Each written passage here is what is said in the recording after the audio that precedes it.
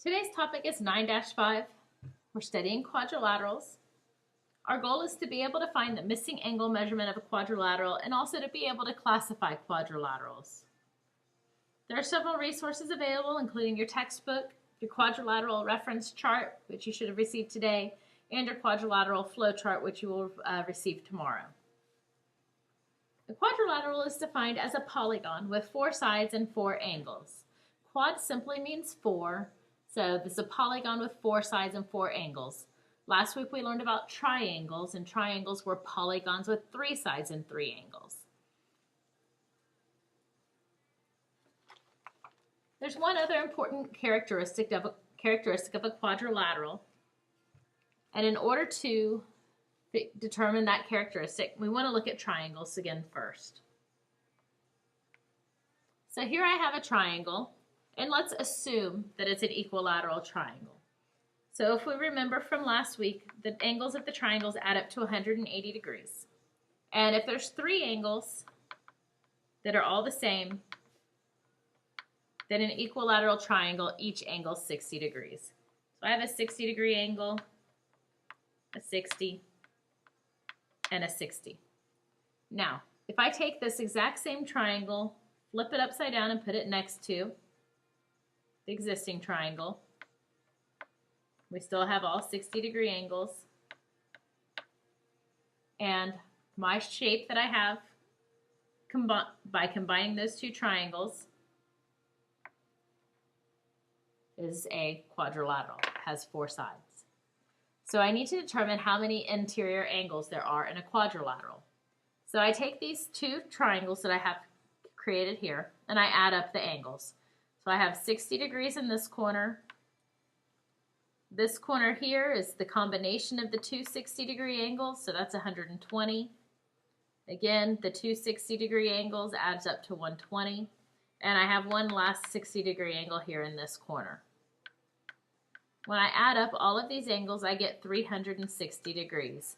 So the very last characteristic of a quadrilateral is that all of the interior angles add up to 360 degrees. Okay, so let's practice this.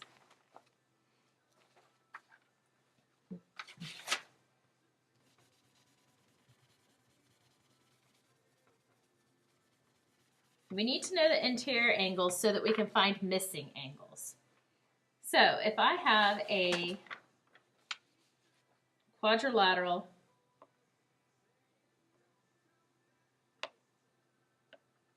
like this, and I have one right angle here, and I'm looking to find this angle, and I know that that angle is 120.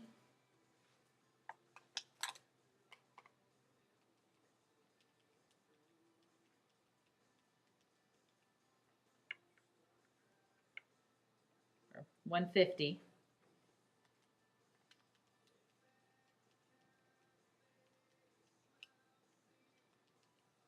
Then and this one's 30, I'm sorry.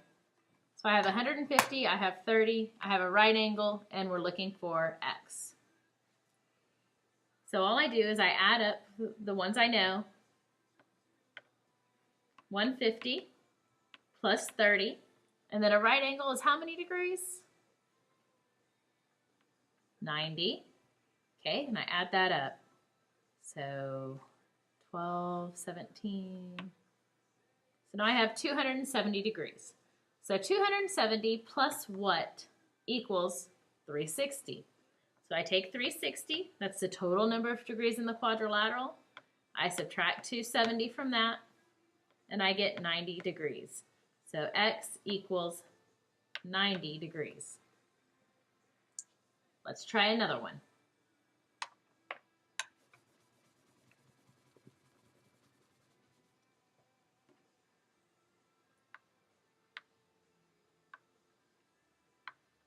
So I have another quadrilateral.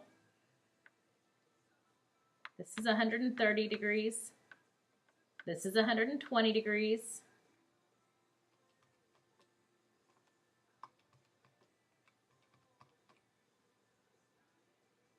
This is 60 degrees, and this is X. Okay, So I need to figure out what x is. The first thing I do is I add up the angles that I'm given. I'm given 130, 120, and 60. So 9, 10, 11.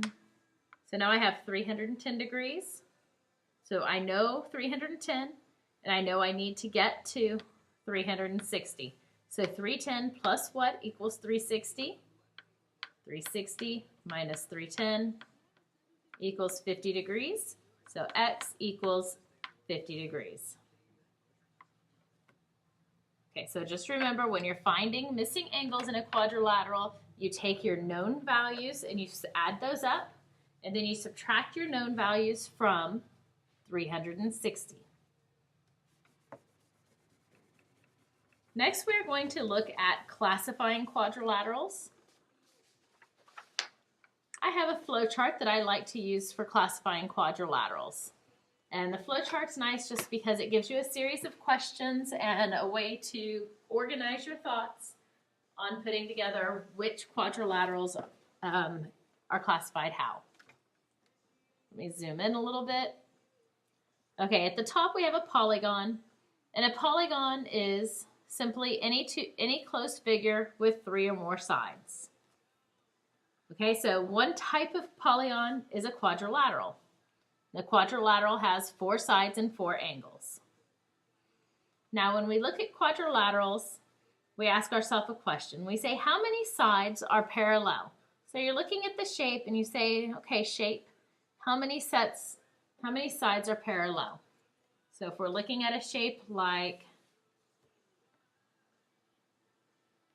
this, we have a parallel side here and here. So I have one set of parallel sides. So if I have one set of parallel sides, I come over here and I see that my shape is a trapezoid. Trapezoids can look like this, the outside one, that's called a right trapezoid, or they can look like this, which is just a regular trapezoid.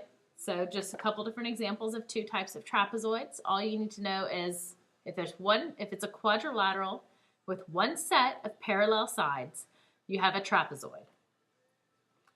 Now if you say there are no parallel sides, if there are none, then you still have just a quadrilateral. You can't continue down the chart anymore. That's where you stop. If there's no parallel sides, you stop at quadrilateral. Now if you say, hey, I have 2 sets of parallel sides. My shape looks like this. And I've got a set of parallel sides right here. And then these are also parallel. So if you have both sets of parallel sides, now you have a parallelogram. And there are lots of different types of parallelograms. You've learned about them ever since kindergarten, just never quite categorized them this way. So I have my parallelogram and I'm going to ask some more questions. Well, parallelogram, are all the sides of my parallelogram congruent? Do they all have the same angles? I mean, the same length? Are all the sides the same length? If yes, then you have a rhombus. A rhombus is a parallelogram with all 4 sides congruent to one another.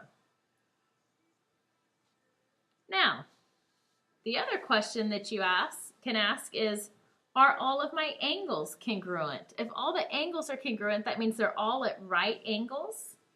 Then you have a rectangle. And you've learned about rectangles before.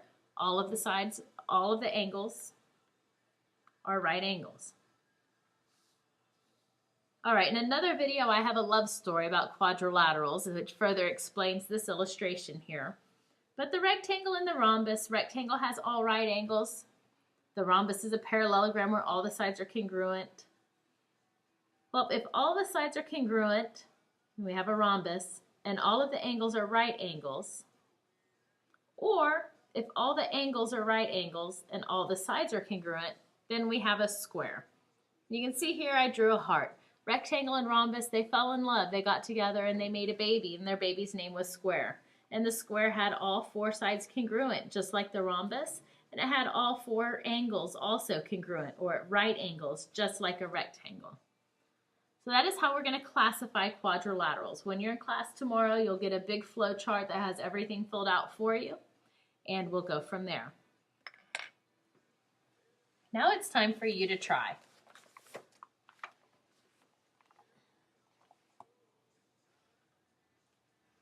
I have 4 examples here. Now I want you to find the value of x in each quadrilateral, and then I want you to classify the quadrilateral for number 4 and number 5. Go ahead and pause it, take some time to work out the problems, and in just a moment I'll put the key up.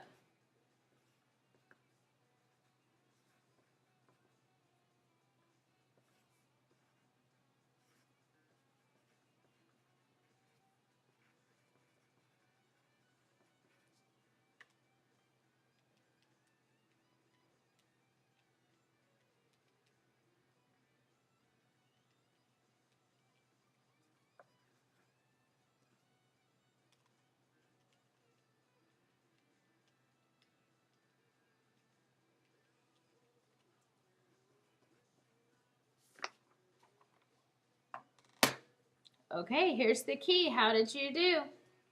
Go ahead and write a summary of what you learned today at the bottom of your page, and then rate yourself on how you did.